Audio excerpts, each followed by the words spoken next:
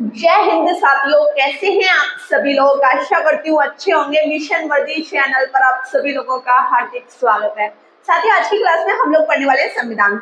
संविधान में पढ़ेंगे मंत्री परिषद और प्रधानमंत्री और महान्यायवादी के बारे में। ठीक है, महान्यायवादी लिखना भूल गए हैं, लेकिन महान्यायवादी भी पढ़ेंगे।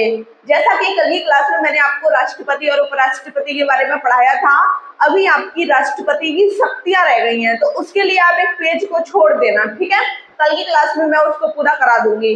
राष्ट्रपति की शक्तियों को मैं आपको करा दूंगी। तो देख लीजिए, आज हम पढ़ने वाले हैं मंत्री परिषद एवं प्रधानमंत्री और महान्यायवादी के बारे में। ठीक है, मंत्री परिषद का गठन किसके द्वारा किया जाता है, किसकी सलाह पर किया जाता है।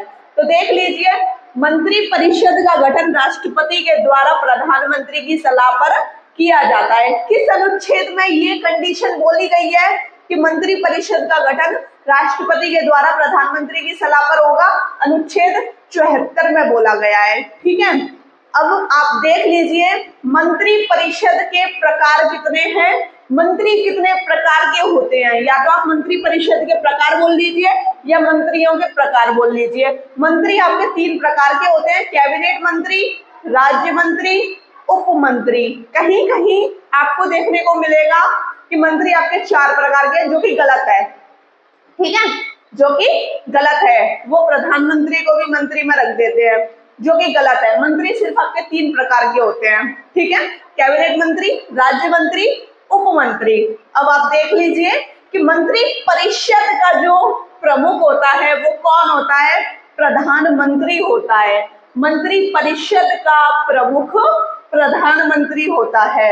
44वां संविधान संशोधन 1976 के तहत क्या बोला गया है? यदि कोई भी प्रस्ताव राष्ट्रपति के पास आता है, तब राष्ट्रपति द्वितीय यात्रा में स्वीकृत देने पर बाध्य होगा। इसका मतलब समझ लीजिए, 44वां संविधान संशोधन नहीं जोड़ा गया था, उससे पहले ये था कि राष्ट्रपति बाध्य होगा बोला गया था। ठीक है, अब वो राष्ट्रपति की मर्जी है कि वो उस चीज को करने योग्य बाध्य है या नहीं है। लेकिन एक संविधान संशोधन आया, 44वां संविधान संशोधन, इसमें तो बोला गया कि अगर कोई भी प्रस्ताव मंत्री परिषद राष्ट्रपति के पास लेके आएगी तो वो बाध्य योग होगा, राष्ट्रपति को करना पड़ेगा, राजी राजी गैर राजी। ठीक है, 44वां संविधान संशोधन, इसको क्या बोला जाता है? 1976 को इसको मिनी कॉन्स्टिट्यूशन भी बोला जाता है, मिनी संविधान बोला जाता है, क्योंकि इस संविधान संशोधन के तहत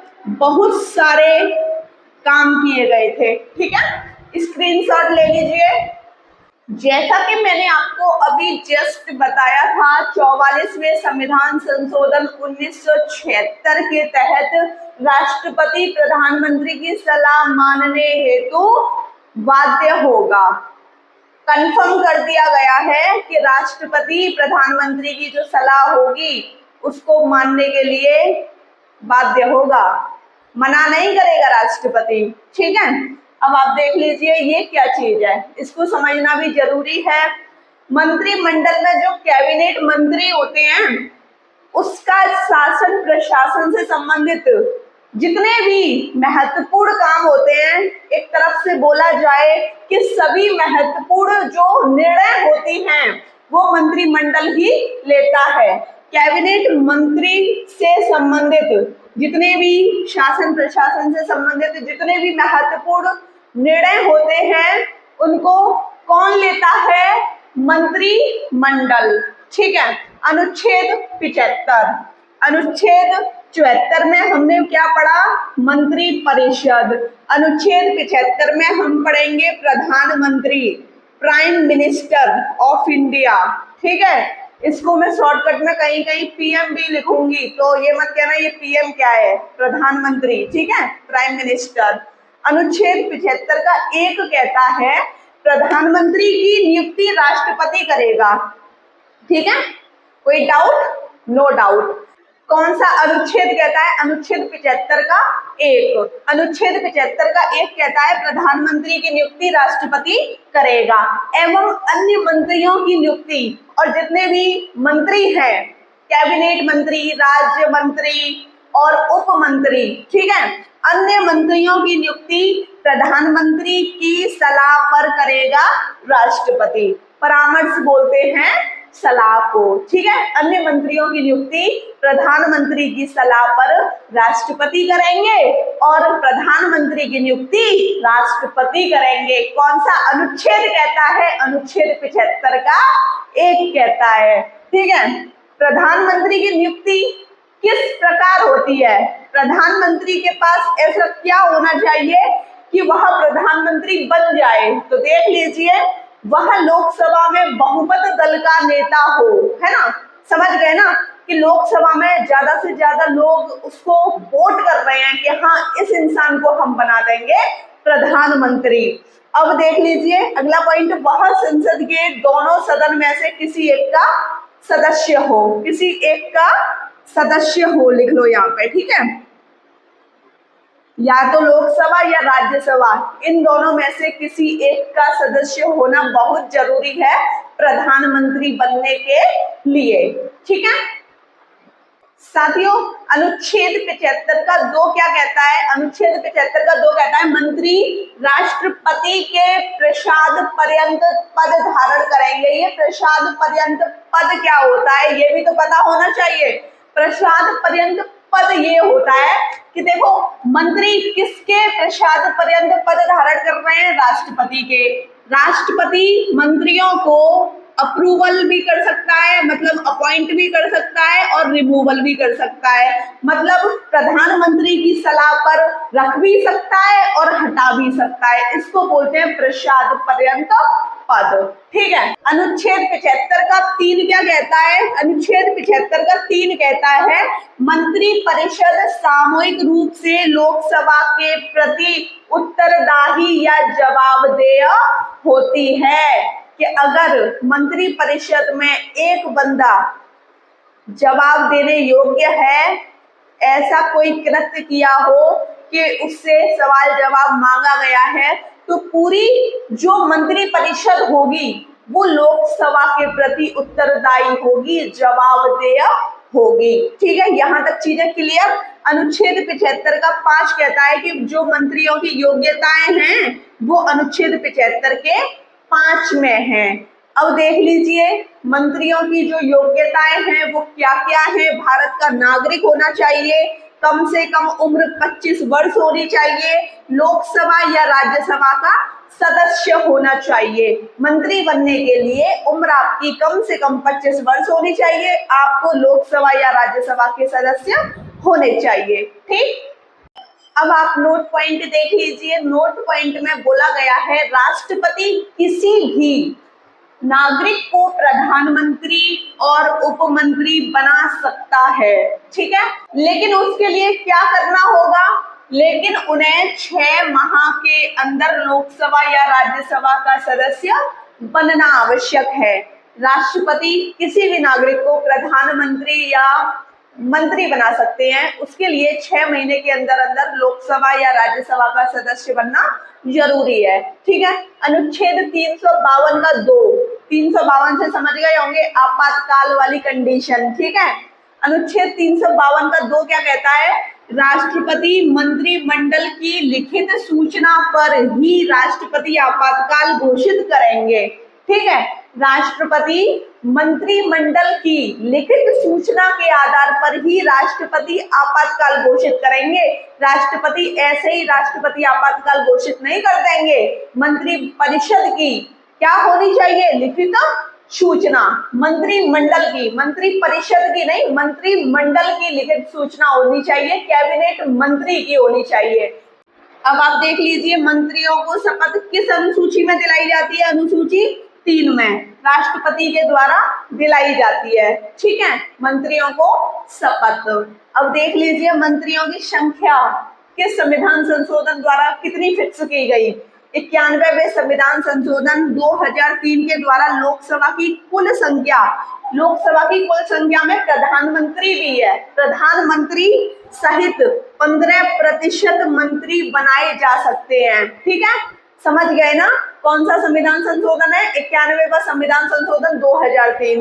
लोकसभा में कुल संख्या जिसमें प्रधानमंत्री भी है, कितने प्रतिशत मंत्री बनाए जा सकते हैं? 15% मंत्री बनाए जा सकते हैं। साथियों, अब आप सोच रहे होंगे कि ये किचन कैबिनेट क्या है? किचन कैबिनेट, इसको हम आंतरिक कैबिनेट भी कहते हैं। इसमें सदस्य कितने होते हैं? 15 से 20 सदस्य होते हैं, जिसमें कैबिनेट मंत्री के भी कुछ सदस्य होते हैं, प्रधानमंत्री के मित्र भी होते हैं, प्रधानमंत्री के रिलेटिव्स भी हो सकते हैं आंतरिक कैबिनेट में। ठीक है, इसको हम किचन कैबिनेट भी कहते हैं। अब आप सोच रहे होंगे कि दीदी आपने अनुच्छेद 76 क्यों नहीं लिखाया? देखो, अनुच्छेद 76 में हम पढ़ेंगे महान्यायवादी, जो कि लॉन्ग है। ठीक है, 2 अनुच्छेद और पढ़ लीजिए, इसके बाद हम महान्यायवादी ही पढ़ लेंगे। ठीक है, अनुच्छेद 77 कहता है मंत्रियों के बीच कार्यों का बंटवारा राष्ट्रपति प्रधानमंत्री की सलाह पर करते हैं। अगर मंत्रियों के बीच कार्यों का बंटवारा किया जाएगा तो राष्ट्रपति करेंगे, लेकिन किसकी सलाह पर? प्रधानमंत्री की सलाह पर। जैसे कोई राज्य मंत्री है, कोई जेल मंत्री है, ऐसे करके। ठीक है, विभागों का बंटवारा। ठीक, कौन सा अनुच्छेद है? अनुच्छेद 77। अनुच्छेद 78 कहता है प्रधानमंत्री से अपेक्षा करता है, कौन करता है? कि वह शासन, ये वाला अनुच्छेद प्रधानमंत्री से अपेक्षा करता है कि वह शासन प्रशासन से संबंधित समय समय पर जितनी भी जानकारियां हैं वो राष्ट्रपति को उपलब्ध कराए। अनुच्छेद 78 कहता है कि प्रधानमंत्री समय समय पर राष्ट्रपति को ऐसी जानकारियां दें जो देश के लिए जरूरी हैं और महत्वपूर्ण हैं। जैसा कि साथियों मैंने आपसे बोला था, अब मैं आपको पढ़ाऊंगी महान्यायवादी, जो कि अनुच्छेद 76 में है। महान्यायवादी को इंग्लिश में बोला जाता है अटॉर्नी जनरल ऑफ इंडिया। ठीक है, अब महान्यायवादी का जो पद है वो कहाँ से, किस देश से लिया गया है?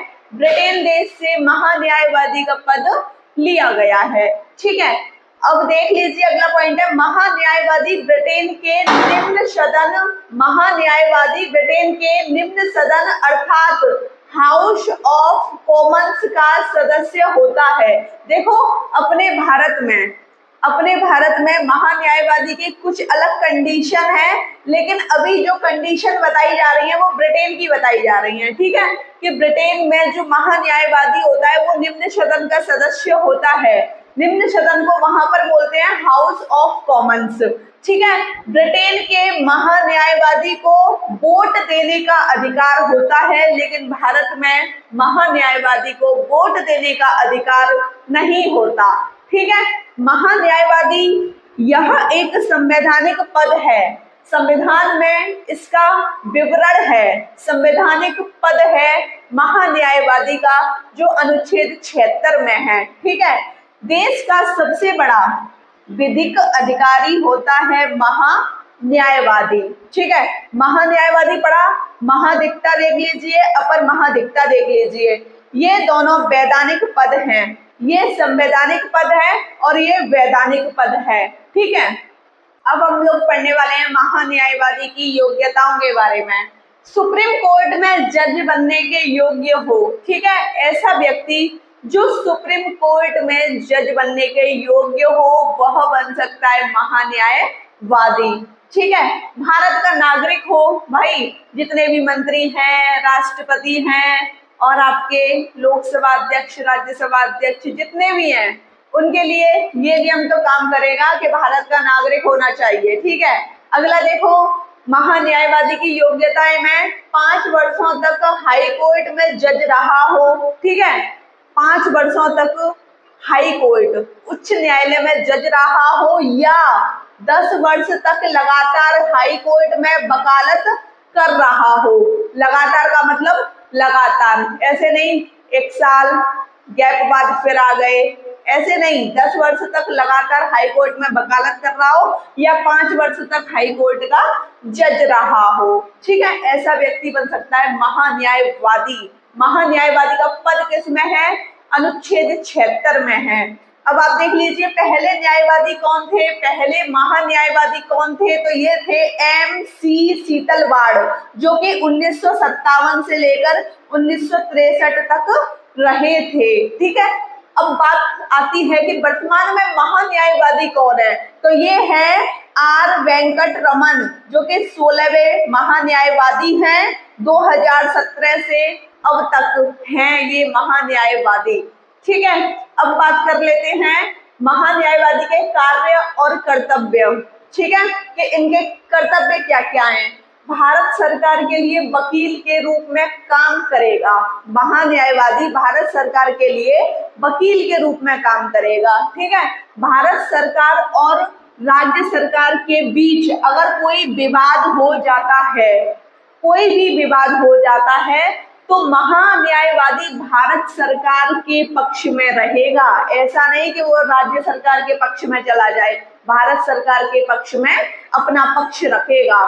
ठीक है, वह हाई कोर्ट, वह का मतलब महान्यायवादी हाई कोर्ट और सुप्रीम कोर्ट में भारत सरकार का पक्ष रखेगा। या तो वो हाई कोर्ट में रख सकता है या वो सुप्रीम कोर्ट में रख सकता है। महान्यायवादी का वेतन देख लीजिए, 2.25 लाख रुपए मिलता है प्रति महीने। ठीक है, लेकिन महान्यायवादी को वेतन मिलता कैसे है?